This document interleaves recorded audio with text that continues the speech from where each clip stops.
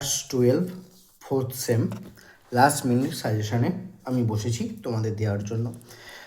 এবারে 12টা যেহেতু প্রথম নতুন সিলেবাসে পরীক্ষা হচ্ছে, পরন্তু তোমাদের জন্য বেশি অপশান নেই, তোমাদের অনেকটাই পড়তে হবে। তাও তার মধ্যে যেটুকু পড়লে তোমাদের 90% নাম্বার উঠে যাবে, 90% আপ নাম্বার তোমরা গ্রো করতে পারবে, সেগুলো নিয়ে আজকে আলোচনা করব। যদি পুরো সিলেবাস শেষ করতে না পারো তাহলে এই ভিডিওটা দেখো লাস্ট পর্যন্ত। আশা করি ভালো লাগবে এবং উপকারে লাগবে এই ভিডিওটা।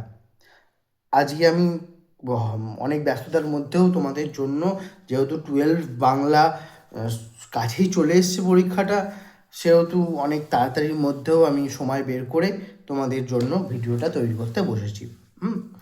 বিভিন্ন পয়েন্ট নিয়ে আলোচনা করব, কী কী পড়তে হবে সেটা বলবো, কেমন করে লিখলে ভালো নাম্বার গ্রো করা যাবে সেগুলো বলবো। সেগুলোই আজকে আমার মূল বিষয়, মূল কনসার্নসের জায়গা। ঠিক আছে, চলো আজকে ভিডিও শুরু করা যাক। ভিডিওটা ভালো লাগলে, এরকম যদি আরও ভিডিও চাও তোমরা, তাহলে অবশ্যই সাবস্ক্রাইব করো। আমি সবসময় তোমাদের পাশে আছি, তোমাদের সাথে থাকার চেষ্টা করছি।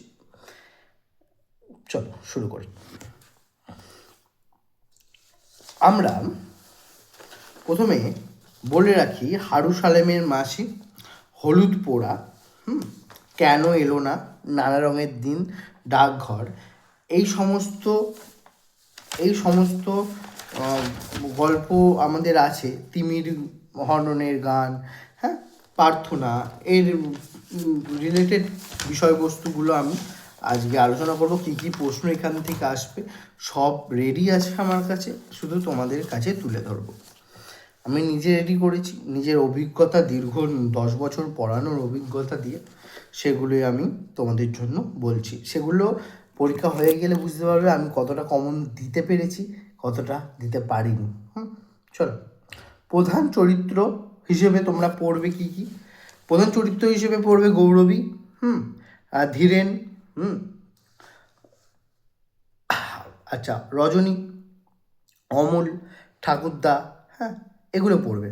আচ্ছা, নামকরণের সার্থকতা, নামকরণ সার্থকতা পড়তে হবে তোমাদের প্রত্যেকটারই, পড়ে রাখবে।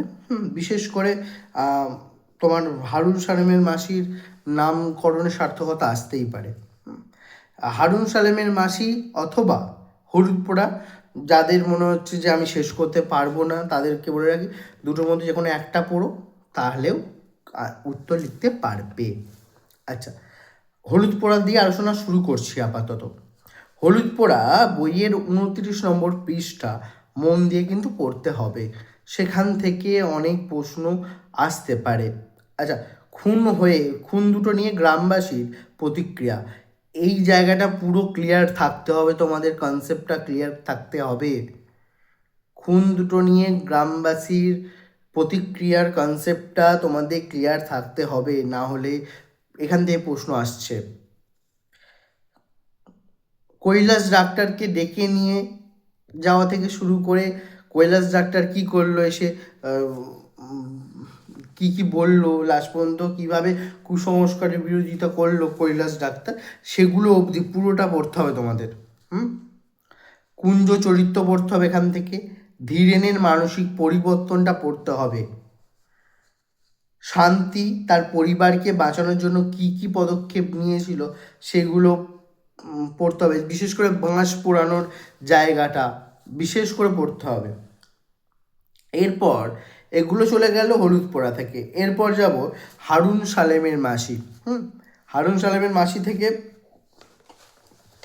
গৌরবী এবং হারা শহরে গিয়েছিল কোন পরিস্থিতিতে, সেটা ভালো করে পড়তে হবে, সেরকম প্রশ্ন আসতে পারে লাইন তুলে। গল্প অবলম্বনে, হ্যাঁ, হারুন সালেমের মাসি গল্প অবলম্বনে নারীদের জীবনের সংগ্রাম, সেখানে প্রত্যেকটা নারীর সংগ্রাম দেখাতে হবে, সেখানে যোশী চরিত্রটাকেও দিতে হবে। আবার যোশীটা আলাদা করে দিতে পারে, যোশীদের চরিত্রগুলো বর্ণনা করো, তো এগুলো আসতে পারে। আসবে, এগুলো গ্যারেন্টি আসবে। 4 নম্বর, হারার বাবা কোঠাবাড়ি তুলে দেওয়ার কথা বললে সবাই থুতু অভিশাপ দিচ্ছিল। এটা কেন করছিল? এই গ্রাম্য কুসংস্কারটা কিভাবে গল্প অবলম্বনে প্রভাব ফেলেছে লেখো, এটা আসতেই পারে। গৌরবী ভালো করে পড়তে হবে, গৌরবীটা ভালো করে মন দিয়ে পড়তে হবে, গৌরবী চরিত্রটা মন দিয়ে পড়তে হবে, না হলে হবে না। নিবারণ তার মাকে তাড়িয়ে দিয়েছিল কেন? কেন নিবারণ তার মাকে পছন্দ করতো না? নিবারণ কেন তার মাকে সহ্য করতে পারতো না? সেগুলো বলতে হবেই। এবার আসি কবিতার ক্ষেত্রে। কবিতার ক্ষেত্রে তোমরা লাইন তুলে আসতে পারে, হ্যাঁ, কবিতার ক্ষেত্রে লাইন তুলে আসতে পারে। সেক্ষেত্রে তোমরা কি করবে? বিষয়বস্তুটা যদি তোমরা সবকটা পড়ে যাও, ক্লিয়ার করে নাও কনসেপ্টগুলো, তাহলে খুবই খুবই ভালো হবে, খুবই সুবিধা হবে বিষয়বস্তুগুলো ক্লিয়ার করলে। আচ্ছা, প্রার্থনার বিষয়বস্তু মোস্ট ইম্পর্টেন্ট। আচ্ছা, তিমি ধরনের গানের বিষয়বস্তু করবে, কেন এলো না বিষয়বস্তু করবে, তিমি ধরনের গানের নামকরণের সার্থকতা, তিমি ধরনের গান নামকরণের সার্থকতা এবং তিমি ধরনের গানের নামকরণ বললে তারপর এই প্রশ্নটা আসতে পারে, তিমির বিনাশী হতে চেয়েছিল কেন? এটা বিনাশী, বিলাসী নয়, বিনাশী হতে চেয়েছিল কেন? এইটা মোস্ট ইম্পর্টেন্ট প্রশ্ন, most important line also, most important line বলা যেতে পারে। হ্যাঁ, হলো নানা রঙের দিন, রজনী চরিত্রটা, হ্যাঁ, নানা রঙের দিনে রজনীর চরিত্র, রজনীর প্রেমিকার প্রসঙ্গ, রজনীর প্রেমিকার প্রসঙ্গ আসতে পারে, রজনীর প্রেমিকার প্রসঙ্গ ইম্পর্টেন্ট। প্রেমে প্রত্যাখ্যানের পর রজনীর উপলব্ধিটা কি হয়েছিল, আঘাত পেয়েছিল কিভাবে, রজনীর প্রেমে আঘাত পাওয়ার পর তার উপলব্ধি, তার চিন্তা ভাবনা, এটা লিখতে হতে পারে। আচ্ছা, পাবলিক সম্পর্কে রজনীর যে অভিজ্ঞতা, সেটা আসতে পারে অবশ্যই। আচ্ছা, মঞ্চসজ্জাটা আসবে, ইম্পর্টেন্ট, মোস্ট ইম্পর্টেন্ট লিখে রাখো, মঞ্চসজ্জা আসবেই। আচ্ছা, তারপর নামকরণের সার্থকতা তো আছেই, নানা রঙের দিনের নামকরণের সার্থকতা, সংলাপের সার্থকতা মোস্ট ইম্পর্টেন্ট, নানা রঙের দিন থেকে কিছু না এলেও সংলাপের সার্থকতা আসতে পারে। 65 নম্বর পৃষ্ঠাটা মোস্ট ইম্পর্টেন্ট, 65 নম্বর পৃষ্ঠাটা পড়তেই হবে। নানা রঙের দিন থেকে 65 নম্বরের পৃষ্ঠাটা পড়তেই হবে, কিছু করার নেই এখানে। এরপরে গ্রিন রুমের ঘুমানোর প্রসঙ্গ, এটা আসবে, গ্রিন রুমের ঘুমানোর প্রসঙ্গ আসবে। এই পর্যন্ত নানা রঙের দিন থেকে এইটুকু কটা করলে এখান থেকে 100% কমন কেউ আটকাতে পারবে না। এরপর যেটা বলবো সেটা হচ্ছে ডাকঘর থেকে অমূল চরিত্রটা এসে গেছে, ধরে নাও এসে গেছে অমূল চরিত্রটা, মোস্ট ইম্পর্টেন্ট অমূল চরিত্রটা। ঠাকুরদা চরিত্রটাও পাশাপাশি ইম্পর্টেন্ট, ঠাকুরদা চরিত্র। যদি আগে একটা পরীক্ষা যদি তোমাদের হয়ে যেত তাহলে আমি বলতে পারতাম, যদি ঠাকুরদা এসে থাকতো অমল আসবে, অমল থাকলে ঠাকুরদা, এইটা করতে পারতাম। কিন্তু দুটোই আমাকে দিতে হচ্ছে, কারণ পরীক্ষা হয়নি, প্রথম নতুন সিলেবাসে তোমরা পরীক্ষা দেবে, এটা একটা। আর অ্যাডভান্টেজও বলতে পারো, ডিসঅ্যাডভান্টেজ বলতে পারো। তোমরা বলবে যে স্যার কী অ্যাডভান্টেজ হলো এতে, এসে তো সবই পড়তে হচ্ছে।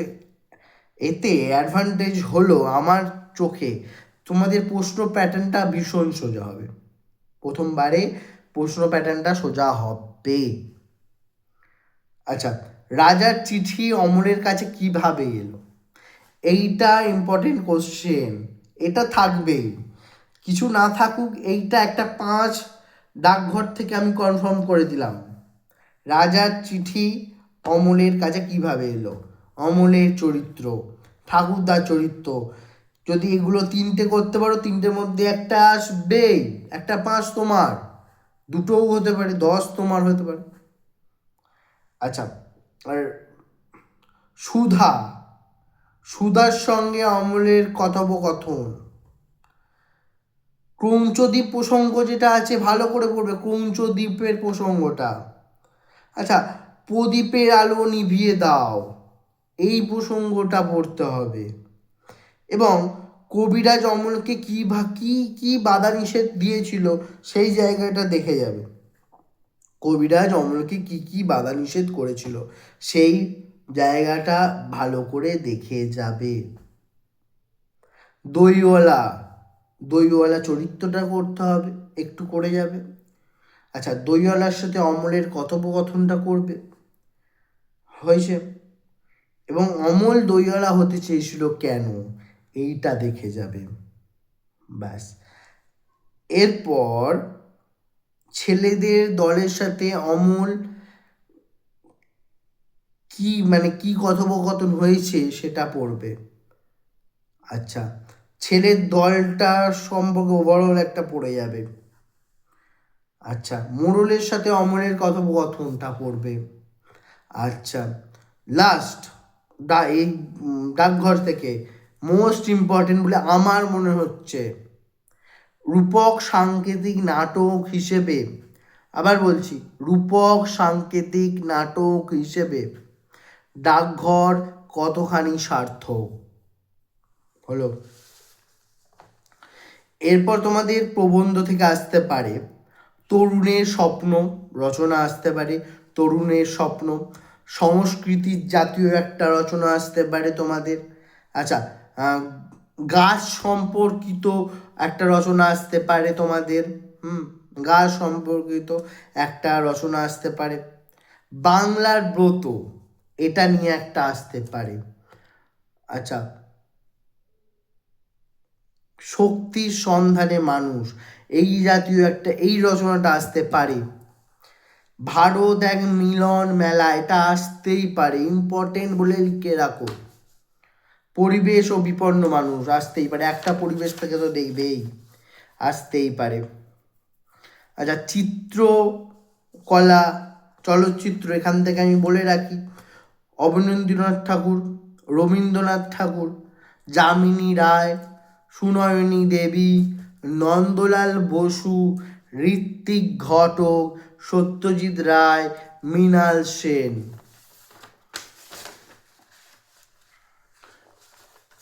আর জীবনী ও প্রকল্প রচনার মধ্যে থেকে, জীবনী রচনার মধ্যে থেকে এবারে আসতেই পারে, কি কোনো ভরসা নেই, হ্যাঁ, কন্যাশ্রী প্রকল্প রচনা আসতেই পারে।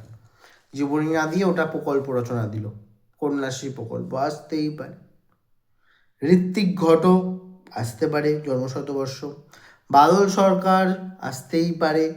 সুকান্ত ভট্টাচার্য, মহেশ্বেতা দেবী, নারায়ণ দেবনাথ কার্টুনিস্ট, ইম্পর্টেন্ট। স্বামী বিবেকানন্দ, বেগম রোকেয়া, এটা ইম্পর্টেন্ট। লাস্ট আমি বলে রাখি ডাকঘরের দ্বিতীয় দৃশ্যটা খুব ভালো করে পড়বে, অত্যন্ত গুরুত্বপূর্ণ। তো তোমাদের বাংলা সাজেশন আমি বলে দিলাম, এখান থেকে তোমরা ইম্পর্টেন্টগুলো পেয়ে গেলে পড়াশোনা শুরু করে দাও। আর বেশি দিন নেই, 12 তারিখ পরীক্ষা তোমাদের, এইগুলো যদি রেডি করে যাও আমি কথা দিচ্ছি 90% নাম্বার উঠে যাবে। লেখার মধ্যে স্পষ্টতা আনবে, বেশি কাটাকুটি করে লিখতে যাবে না। আর খাতার পেজ অনেক দেওয়া হচ্ছে, তাই ঘেঁষাঘেঁষি করে লিখবে না, একটু গ্যাপ দিয়ে লিখবে, তাতে দেখতে সুবিধা হবে। একটা প্রশ্নের পর মার্জিন টেনে, লাইন টেনে অন্য প্রশ্ন অ্যাটেন্ড করবে, তাতে বুঝতে সুবিধা হবে যে এখানে প্রশ্নটা শেষ হয়েছে। তো এইরকমভাবে মেনটেন করলে তোমাদের 90%-এর ওপর নাম্বার কেউ আটকাতে পারবে না, আমি লিখে দিলাম। তো ভালো করে পরীক্ষা দাও তোমরা, অল দ্য বেস্ট। এবং তোমরা মাইন্ডটাকে চিন্তা বেশি করবে না, মাইন্ডটাকে ফ্রেশভাবে নিয়ে গিয়ে পরীক্ষা দেবে এবং বেশি ভাববে না যে কি হবে কি হবে না। পরীক্ষার দেওয়ার কথা নর্মাল, যেমন এতদিন পরীক্ষা দিয়ে এসছো, অনেক পরীক্ষা দিয়ে এসছো তোমরা, মাধ্যমিক দিয়ে দিয়েছো, উচ্চ মাধ্যমিক বেশি চাপ নেওয়ার দরকার নেই। যেগুলো পড়ালাম, যেগুলো করালাম সেগুলো মন দিয়ে করো, যেগুলো প্রশ্ন বললাম তার উত্তর খুঁজে পেয়ে করো। যদি না পাও কমেন্টে লিখবে, উত্তর আমি বলে দেবো, কোনো অসুবিধা নেই। তোমাদের জন্য আমি সব সময় আছি। চলো, ভিডিওটা ভালো লাগলে লাইক করে দেবে, কমেন্ট করে দেবে, আর যে বন্ধুদের প্রস্তুতি নেই তাদের শেয়ার করতে বলবে। এবার থেকে তোমাদের সাথে রোজ দেখা হবে। আমি কলেজ পড়াবো, কলেজের ভিডিও আনবো, কলেজের first year, second year, third year, fourth year, হ্যাঁ ভিডিও আনবো, মাস্টার্সের ভিডিও আনবো, নেট সেটের প্রিপারেশনের ভিডিও আসবে খুব তাড়াতাড়ি। তো উচ্চ মাধ্যমিকটা হয়ে গেলে সব রেডি করা শুরু করব। বিভিন্ন ভিডিও কাল আবার রোজ আসবে, কোনো অসুবিধা নেই। ভালো থেকো, নমস্কার।